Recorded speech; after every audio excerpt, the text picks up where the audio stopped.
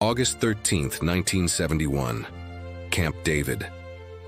President Richard Nixon faces an impossible choice, a decision so monumental it will reshape the entire global economy. For decades, the world had run on a simple promise.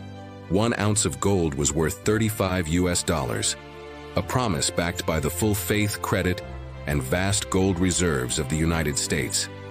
This was the bedrock of global finance, the very definition of stability.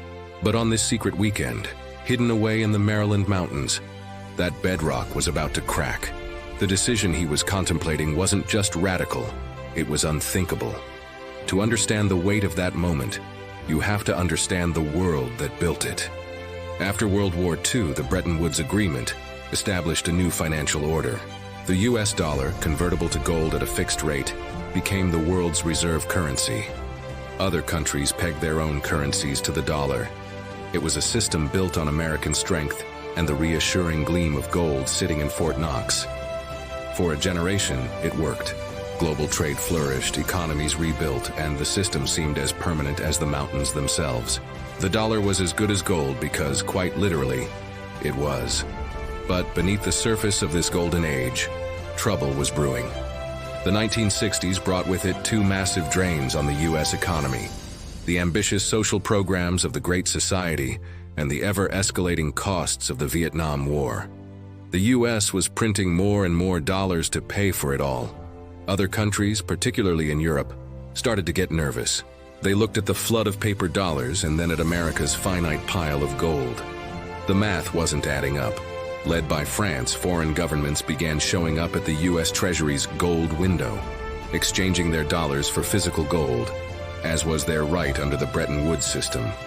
The drain was becoming a torrent. So, what exactly was this gold window? Imagine an international bank counter. Countries could walk up with a stack of US dollars and demand the equivalent value in gold bullion. In the early days, this wasn't a problem. But as the US printed money to fund its deficits, the number of dollars held overseas swelled dramatically. While the gold in Fort Knox did not. It created a classic bank run scenario, but on a global scale.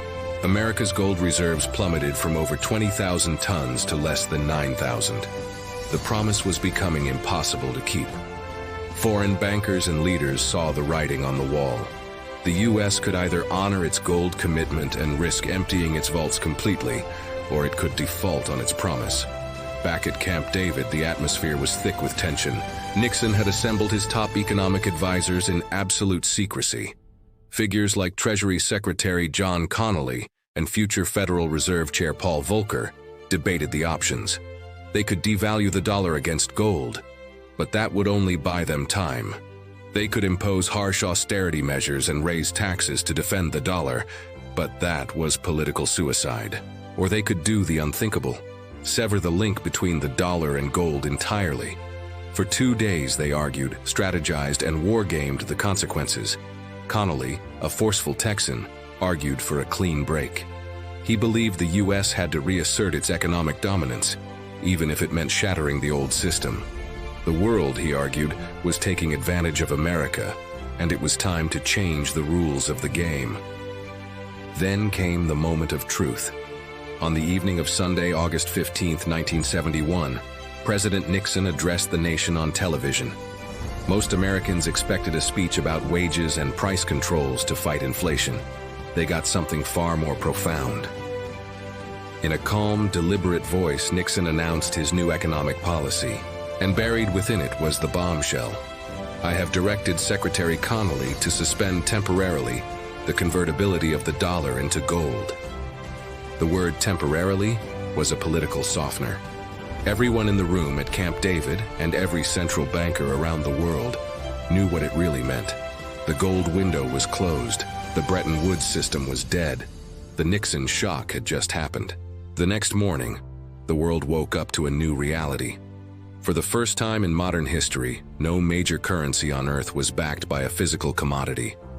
Money was now fiat currency, its value based purely on government decree and market trust. The initial reaction was chaos. Currency markets went wild. No one knew what a dollar, a franc, or a mark was truly worth anymore. But gradually, a new system emerged. One of floating exchange rates where currency values were determined by supply and demand in a global marketplace. The dollar remained the world's primary reserve currency, not because it was backed by gold, but because of the sheer size and power of the U.S. economy.